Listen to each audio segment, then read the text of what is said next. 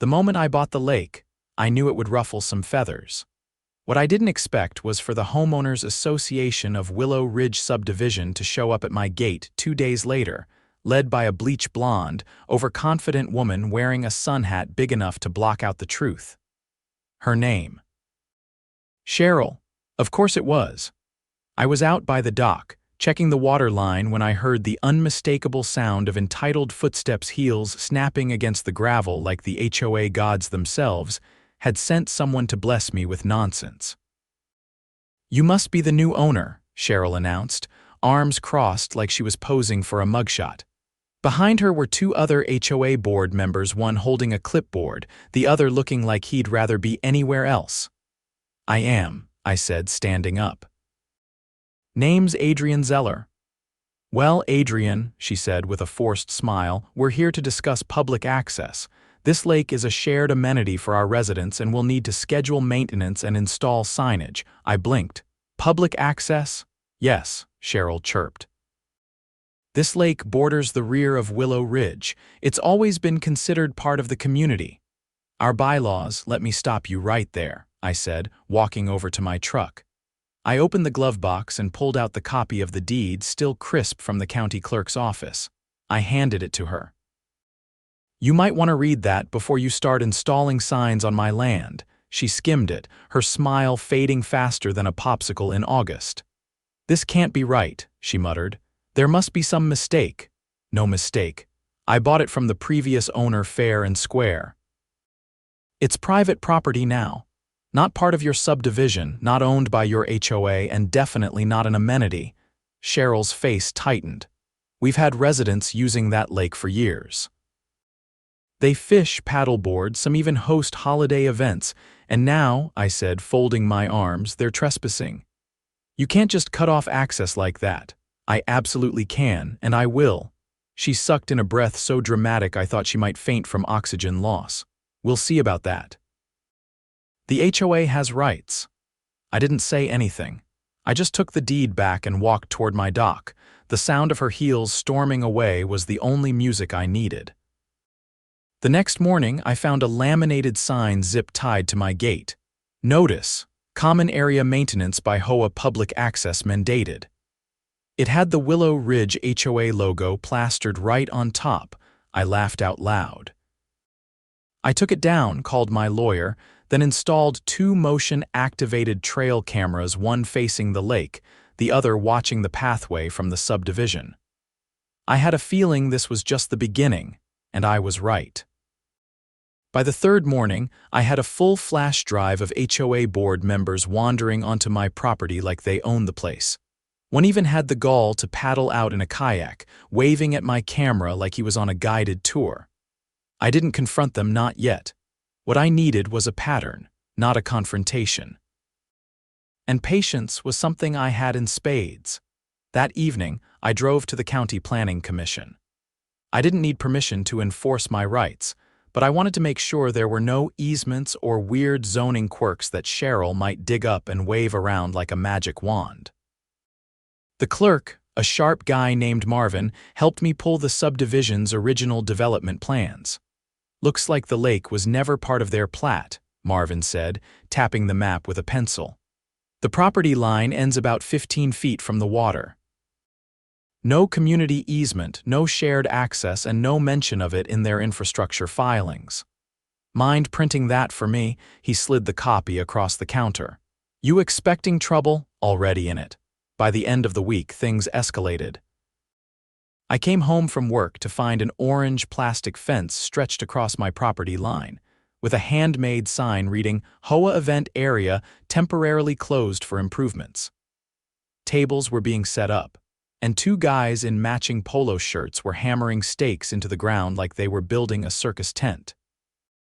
I parked, walked straight up to the nearest one, and asked, "Who gave you permission to be here?" "Cheryl," he said without looking up. "She said this was common ground, something about the bylaws."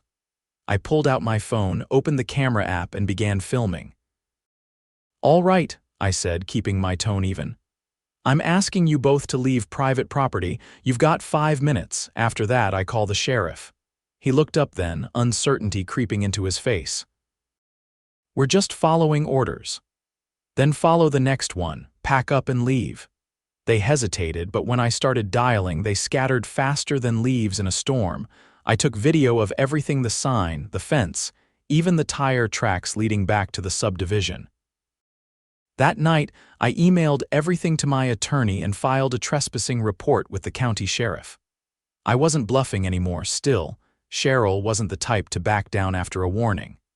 She was the type who doubled down. 3 days later, I received a certified letter from the HOA. Inside was a fabricated notice of violation claiming I was obstructing community access to a designated recreation area and threatening daily fines of $200 until compliance was achieved. It was printed on HOA letterhead and signed by all 5 board members. The problem: they had absolutely no jurisdiction over my property. None. I took the letter straight to my attorney, a seasoned real estate litigator named Laura Mendel who had dealt with more overreaching HOAs than she could count. "This is fraud," she said, flipping through the pages. "They created a fake violation for land they don't govern and threatened financial penalties under false pretenses. That's a felony in this state. They just handed you a gift. We drafted a cease and desist letter, citing specific statutes about impersonating authority and attempted extortion." Laura also recommended we file a complaint with the state's Department of Consumer Affairs and the county prosecutor's office. We submitted everything: videos, photos, the letter, and a timeline of events. By the following week, the sheriff's department launched an investigation. Deputy Rionner came by to take a formal statement. He'd already spoken with Cheryl, who apparently claimed it was all a misunderstanding. "You'd be surprised how often these things happen," he said, voice low as he wrote in his notepad. "HOAs get used to pushing people around. Then they meet someone who knows the law. Do they usually commit mail fraud in the process?" He chuckled. "That part's new. The very next weekend, I hosted a barbecue, not to celebrate yet, but to meet the people whose HOA had been scheming behind their backs. I sent open invitations to every house that bordered the lake, clearly stating that it was on my property and that I was extending temporary courtesy access for the event. Nothing fancy. Just burgers, music, and a chance to tell my side of the story. About 30 people showed up. And within an hour, I realized most of them had no idea what the HOA had been doing in their name. "We were told the lake was always part of the subdivision," said a man named Don, a retired firefighter who lived 2 doors down from the fence line. "They told us it was common land when we bought the house." "It never was," I said. "I've got the county maps to prove it, and I've already filed a complaint with the state. You all might want to think about what else they've been lying about." That got their attention. One woman, a nurse named Felicia, looked toward the water and said, "They tried to find me last year for having unauthorized guests fishing. Those guests were my nephews. I thought they were bluffing but paid it anyway." "Ask for your money back," I said. "And ask for proof of the rule they cited." By sunset, several residents were openly discussing a recall vote. I offered them copies of the maps and directed them to the county records office. I didn't push anything, just gave them facts. The rest took care of itself. The next morning, Cheryl showed up again. This time, she parked on the street and marched up with a face full of forced civility. "We need to have a conversation," she said. I motioned toward the camera mounted on the edge of my porch. Already recording, her posture stiffened. "There's been a misunderstanding. The board didn't mean to imply ownership. We were just concerned about access." "Is that why you sent a fake violation notice with daily fines?" She looked away briefly. "The language may have been overzealous. Try fraudulent. I'm trying to resolve this amicably. You had your chance. Now it's between you and the county." She exhaled through her nose. "You're making this more difficult than it needs to be. You've got that backwards." She left without another word. That afternoon, Deputy Rionner called with an update. The district attorney's office was reviewing the case. While criminal charges were still under consideration, a civil suit was now officially in motion. Laura filed the paperwork for defamation, trespass, and attempted extortion. The HOA would be served within the week. The fallout hit faster than I expected. 3 board members resigned within days of being served. Cheryl tried to rally support but found herself isolated. Turns out, the residents didn't appreciate being dragged into a legal mess over something they never authorized. A petition for a special election to dissolve the current board reached the required signatures in 48 hours. Still, I wasn't celebrating yet. Cheryl wasn't the type to walk away clean. And something told me she had one more card to play. I just hoped it wasn't as stupid as the last one. By the time the process server handed Cheryl the lawsuit in front of her manicured flower beds, word had already swept through Willow Ridge like a summer thunderstorm. Residents weren't just gossiping anymore, they were organizing. A recall vote was scheduled, and the HOA's legal budget, which had once been robust thanks to years of arbitrary fines, was now frozen pending an emergency audit. I stayed out of it publicly. Let the neighborhood handle their own reckoning. My part, at least for now, was proving ownership and protecting my land. But the deeper my attorney and I dug, the more rot we uncovered. Laura's paralegal found something odd while reviewing the HOA's financial filings entries, labeled environmental partnership dues, paid out quarterly to a shell company with no listed contact information. When she traced it back, it led to a PO. Box registered under the name of Cheryl's cousin, a man who didn't even live in the state. The payments totaled over $40,000 across the last 3 years. I took the file straight to Deputy Rioneur. He didn't blink. "This is enough to move forward," he said, flipping through the bank transfer records. "If those funds were collected from residents under false pretenses, we're looking at wire fraud and embezzlement." He handed the documents to one of the detectives seated nearby. They'd already been quietly interviewing former board members, and one of them, Mark Langley, the guy with the clipboard who'd first come to my property, had flipped. According to Rioneur, Mark had turned over internal memos showing Cheryl had been pushing to reclassify the lake as a natural HOA asset for years, even though she knew it had never been part of the original development plans.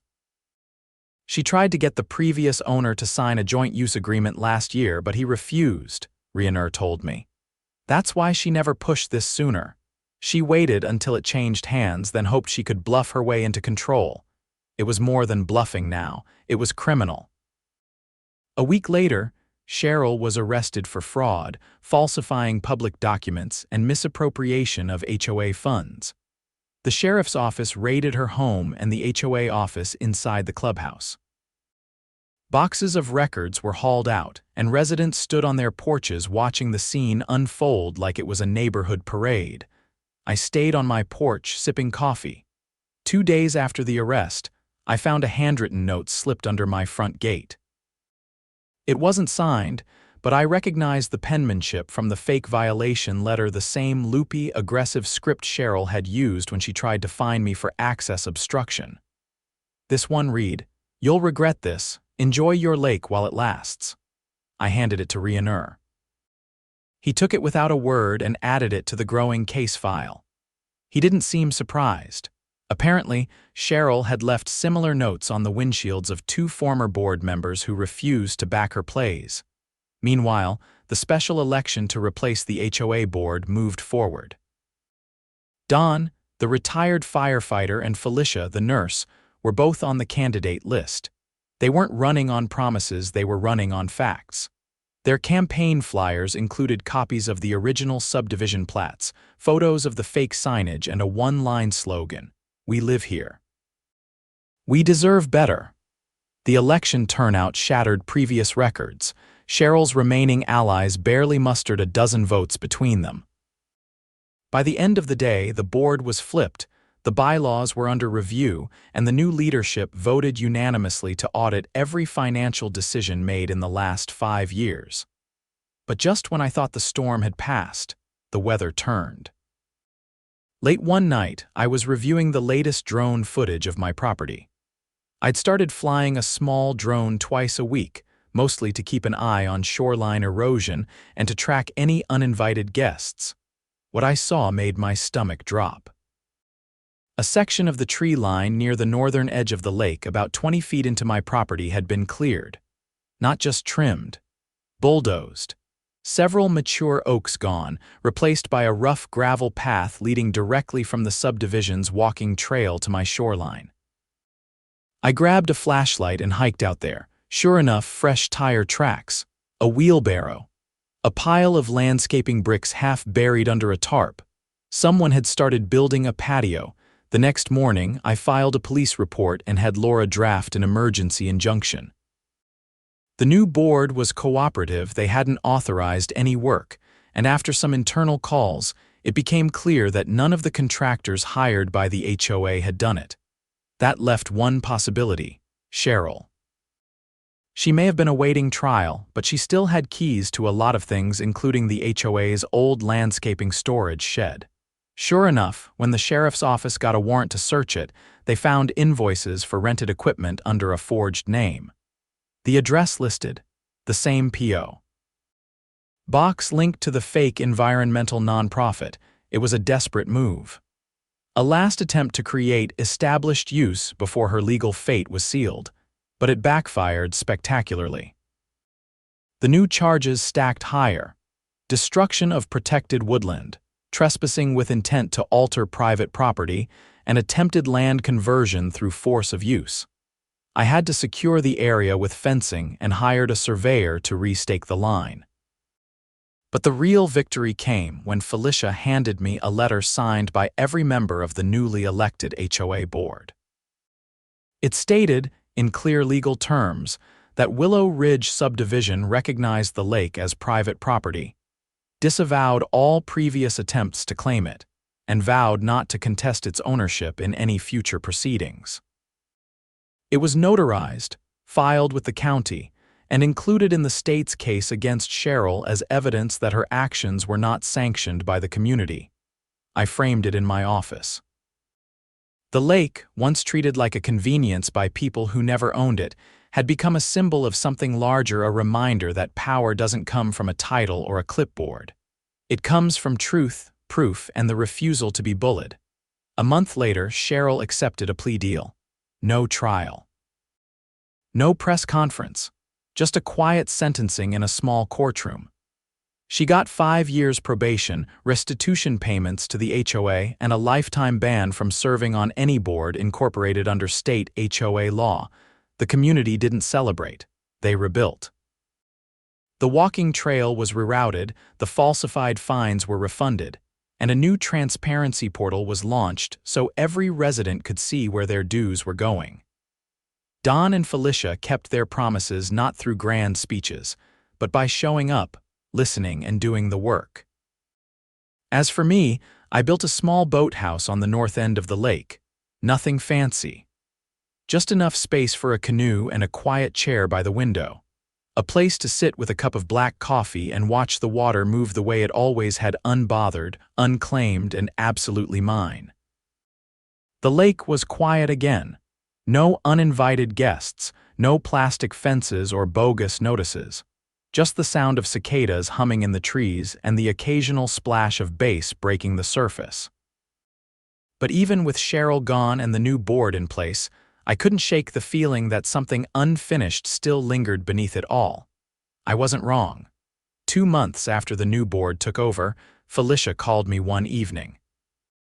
She'd been going through archived HOA records, documents the old board had stuffed in a locked cabinet that no one had touched for years. There was a file labeled Auxiliary Projects, and inside it were receipts, contractor logs, and inspection summaries that didn't match any known community upgrades. One item caught her attention: a payment for soil remediation along the northern tree line on my land, dated a full year before I bought the property. It had been signed off using my lake's parcel number. I met her at the new board's office the next day. It was a modest space now, no more luxury coffee machines or leased subs. Just folding chairs, paperwork, and people trying to clean up years of deception. Felicia handed me the file. "They used your parcel number to apply for state conservation funds," she said. "This was before you bought the property, but they didn't own the land then either. The original owner never signed anything. The grant application had been submitted under the name of the Willow Ridge Environmental Committee, a subentity that didn't legally exist. It had received nearly $30,000 in state funds for shoreline conservation, and the paperwork had been processed using a forged signature from a man who, according to the county's death records, had died 2 years prior." I took the file straight to Laura. Her face darkened as she read through the pages. "This goes beyond HOA misconduct," she said, pulling out her tablet. "This is grant fraud, identity falsification, and misuse of public funds. And if they used a dead man's signature, we're looking at felony charges that could go federal." By the end of the week, the State Department of Natural Resources had launched an investigation. A forensic handwriting analyst confirmed the signature had been forged. The original application had been submitted electronically, but the uploaded document bore a falsified notary stamp from an office that had closed 6 years earlier. The state issued subpoenas for all HOA financials dating back 7 years. The new board cooperated fully. They even hired an independent auditor to help untangle what Cheryl and her allies had buried.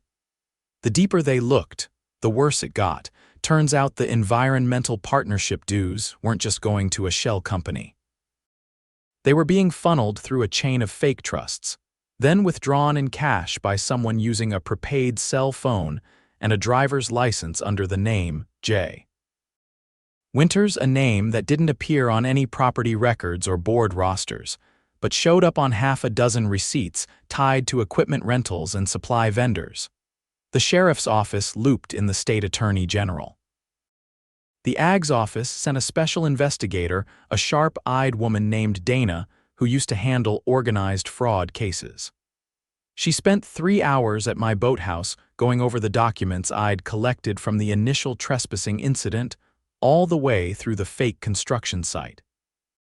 "They built a paper HOA within a real one," she said, flipping through a binder of forged invoices. "They used the real board as a cover while a few of them siphoned money in the background. And when they needed more, they tried to expand their assets your lake so they could justify bigger budgets and access new grants."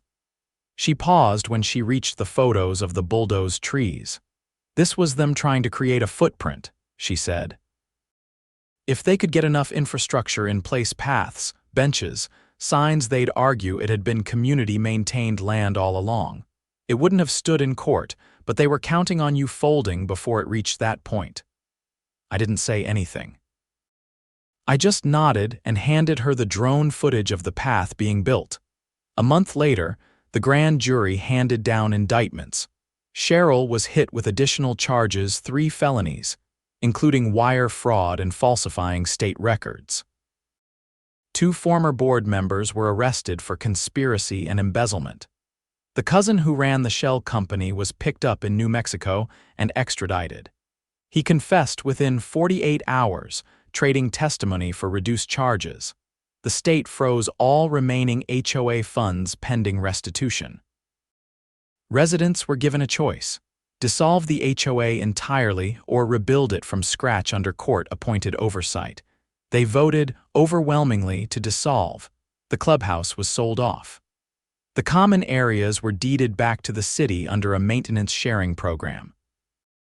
And for the first time in decades, Willow Ridge was just a neighborhood again.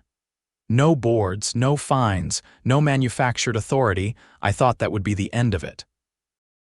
But then I got a letter from the state AG's office, an official notification that I was entitled to victim compensation from the conviction. I declined the money. What I wanted was something else, a public acknowledgement. So the AG's office held a press conference. It wasn't flashy. Just a podium on the courthouse steps, with Dana reading a statement about the investigation's conclusion. "This case is a reminder," she said, "that fraudulent governance, no matter how small-scale or hidden behind community rules, is still fraud. It's still theft. and it's still subject to the full weight of the law. She handed me a framed certificate, a formal recognition of my cooperation and documentation that helped dismantle the fraud ring. I didn't care about the frame, but the words mattered. Back at the lake, I built a small dock extension. Not for fishing or launching boats, just a bench at the end, facing the water. I added a plaque to the post beside it. Nothing grand, just a quote etched into steel: "Property isn't power. Truth is." The neighborhood changed after that. People waved more, talked more. A few even asked if they could fish along the bank again. I said yes, with one condition: they ask first, and they always did. The lake was still mine, but it felt more peaceful now. Not because I'd won, but because the illusion of control that had once seeped from across the fence was gone. Cheryl had tried to own something with lies. I'd kept it with facts, and that made all the difference.